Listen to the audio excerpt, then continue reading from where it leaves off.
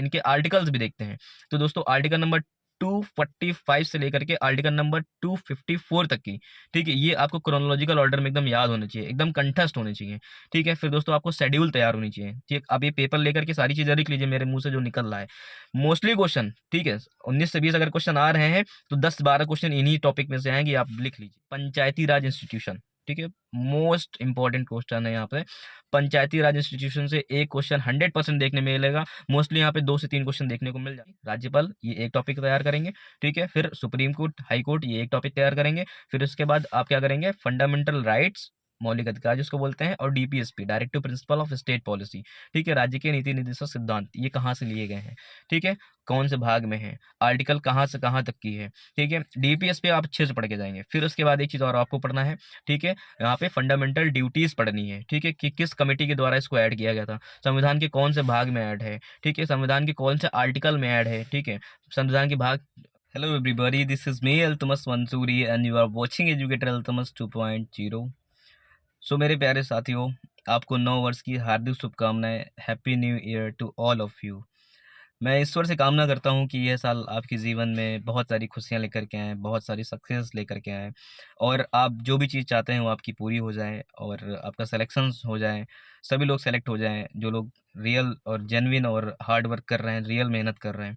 सो दोस्तों, 2025 लग चुका है और हमारे समीक्षा अधिकारी की जो तैयारी है, अब हमारे पास ऑलमोस्ट 3 महीने बचे हुए हैं।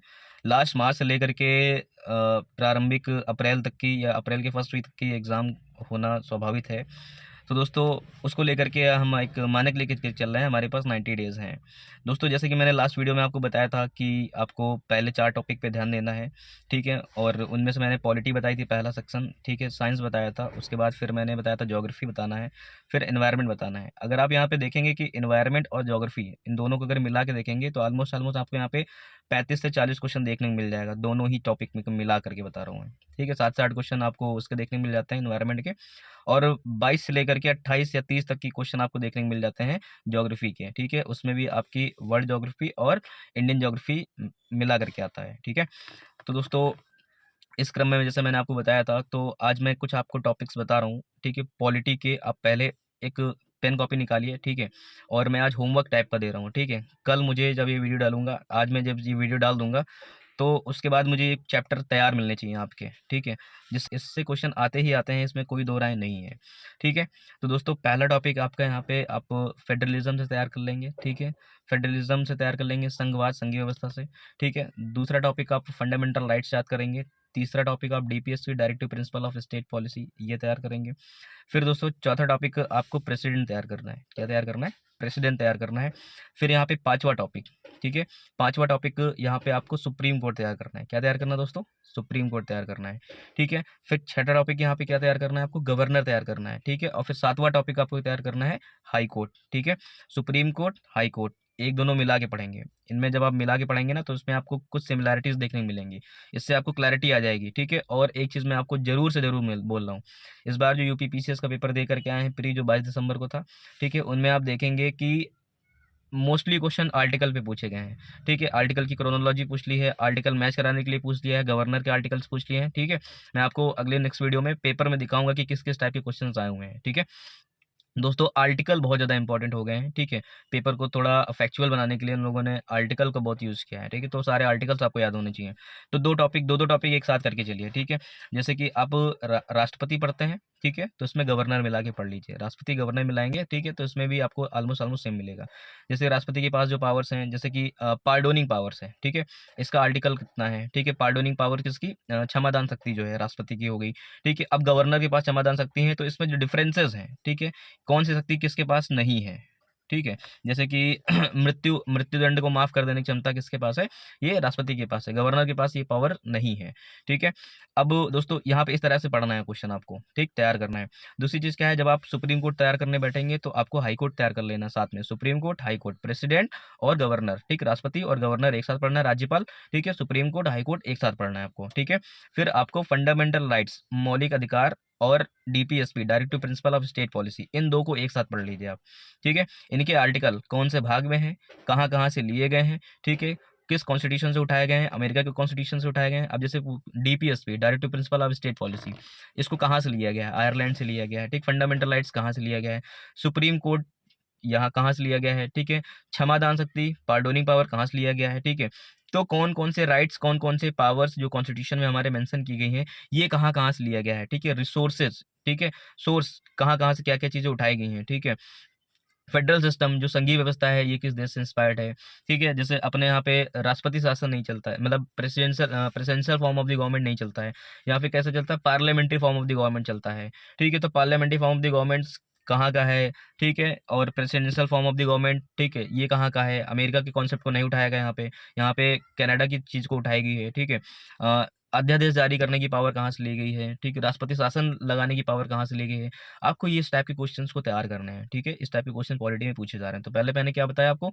राष्ट्रपति, राज्यपाल, ये एक टॉपिक तैयार करेंगे, ठीक है। फिर सुप्रीम कोर्ट, हाई कोर्ट, ये एक टॉपिक तैयार करेंगे। फिर उसके बाद आप क्या करेंगे? फंडामेंटल राइट्स, मौलिक अधिकार जिसको बोलते हैं, और DPSP, directive principle of state policy, ठीक है। राज्य के नीति निर्देशक सिद्धांत, ये कहाँ से लिए गए हैं, ठीक है।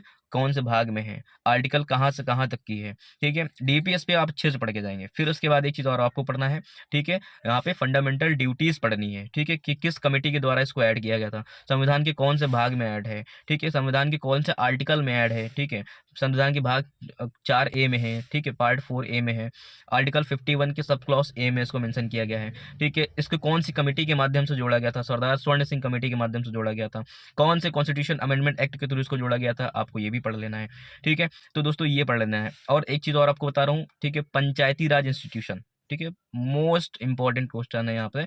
पंचायती राज इंस्टीट्यूशन से एक क्वेश्चन 100% देखने मिलेगा। मोस्टली यहाँ पे 2 से 3 क्वेश्चन देखने को मिल जाते हैं, ठीक है। इनके आर्टिकल्स भी देखते हैं। तो दोस्तों आर्टिकल नंबर 245 से लेकर के आर्टिकल नंबर 254 तक की, ठीक है, ये आपको क्रोनोलॉजिकल ऑर्डर में एकदम याद होने चाहिए, एकदम कंठस्थ होने चाहिए, ठीक है। फिर दोस्तों आपको शेड्यूल तैयार होनी चाहिए, ठीक। अब ये पेपर लेकर के सारी चीज़ें लिख लीजिए मेरे मुंह से जो निकल रहा है। मोस्टली क्वेश्चन, ठीक है, 19 से 20 अगर क्वेश्चन आ रहे हैं तो 10-12 क्वेश्चन इन्हीं टॉपिक में से आएंगे, आप लिख लीजिए, ठीक है दोस्तों। फिर ये हो गया।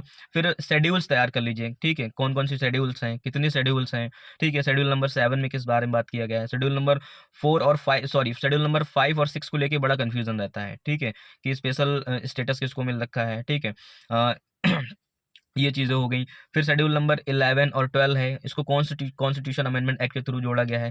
अब जैसे एंटी डिफेक्शन एक्ट जो आता है, जो कि शेड्यूल 10 में ऐड है, ठीक है, एंटी डिफेक्शन लॉ जिसको हम लोग बोलते हैं, ठीक। तो इसको कब जोड़ा गया? कौन से कॉन्स्टिट्यूशन अमेंडमेंट एक्ट के थ्रू जोड़ा गया, ठीक है। अब इसको कहाँ कहाँ पे इम्पोज करते हैं, ये सारी चीज़ें आपको लगाना होगा, ठीक, तैयार करना होगा आपको, ठीक है। फिर इसमें कॉन्स्टिट्यूशनल बॉडीज आ जाती हैं, आपको वो पढ़ना है, ठीक है। कॉन्स्टिट्यूशनल बॉडीज आ जाती हैं, वो पढ़ना है, जिससे इलेक्शन कमीशन हो गया, यूपीएससी हो गया, ठीक है, फाइनेंस कमीशन हो गया, ठीक है, अटॉर्नी जनरल हो गया, ठीक है। ये सारी चीज़ें आपको अच्छे से तैयार करके जानी है, ठीक है। फिर जो चीज़ें आप यहाँ पे पढ़ेंगे तो फिर यहाँ पे क्वेश्चन फंसाएगा कि राज्य के जो चुनाव हैं, इस बार पीसीएस के पेपर में दिया हुआ है, ठीक है, कि राज्य में जो चुनाव कराता है इसके लिए कौन सी बॉडी रिस्पॉन्सिबल होती है, ठीक है। Election commission of India responsible होती है, या इस टाइप के क्वेश्चन पूछे जाते हैं, आप इसको एक बार देख लीजिएगा, ठीक है। राज्य के लिए एक अलग से स्टेट इलेक्शन कमीशन बनाया गया है, उसका एक आर्टिकल भी मेंशन किया गया है। वो आर्टिकल क्या है आप हमको कमेंट सेक्शन में जरूर बताइएगा, ठीक है। स्टेट फाइनेंस कमीशन भी है यहाँ पे, स्टेट पब्लिक सर्विस कमीशन भी है यहाँ पे, ठीक है। जैसे आयोग जो भी है, इस यूपी पीसीएस का एग्जाम हो रहा है, ठीक, बिहार पीसीएस का एग्जाम हो रहा है, ठीक है, उसके लिए एक अलग से कमेटी बनाई जाती है, सॉरी,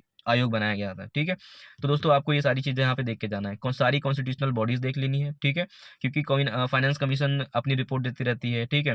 कैग की रिपोर्ट आती रहती है, कॉम्प्ट्रोलर एंड ऑडिटिंग जनरल, ठीक, नियंत्रक एवं महालेखक परीक्षक, इसको आर्टिकल्स पूछे जाते हैं, इनके आर्टिकल्स बहुत पूछे जाते हैं।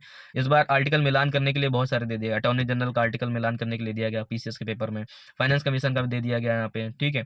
तो दोस्तों आपको ये सारी चीज़ें अच्छे से तैयार होनी चाहिए। इलेक्शन कमीशन आर्टिकल नंबर 324 हो गया, ठीक है। तो ये सारी चीज़ें आप प्लीज़ अच्छे से तैयार कर लीजिए, ठीक है। आपको इनके आर्टिकल्स भी अच्छे से याद कर लेना है। फिर वही बता रहा हूँ आपको, पेन उठा के लिख लीजिए सारी चीज़ें, ठीक है। राष्ट्रपति, राज्यपाल एक साथ तैयार करेंगे, ठीक है। सुप्रीम कोर्ट, हाई कोर्ट एक साथ तैयार करेंगे। फंडामेंटल राइट्स और फंडामेंटल ड्यूटीज़ ये एक साथ तैयार कर लो, ठीक है। और फिर डीपीएसपी अलग से तैयार कर लो इसको। फिर जितनी ये कॉन्स्टिट्यूशनल बॉडीज़ हैं, ठीक है, इनके आर्टिकल्स और इनमें कैसे कौन कौन से मेंबर होते हैं और इनकी एज क्राइटेरिया क्या होती है, ठीक है, ये आप चीज़ें पढ़ लो, ठीक है। उसके बाद फिर क्या करना है आपको, सारी कॉन्स्टिट्यूशनल बॉडीज़ पढ़ लेनी है, ठीक है। आप ये चीज़ें लिख लो कि जितने भी संवैधानिक संस्थान हैं इनको अच्छे से पढ़ लेना है आपको।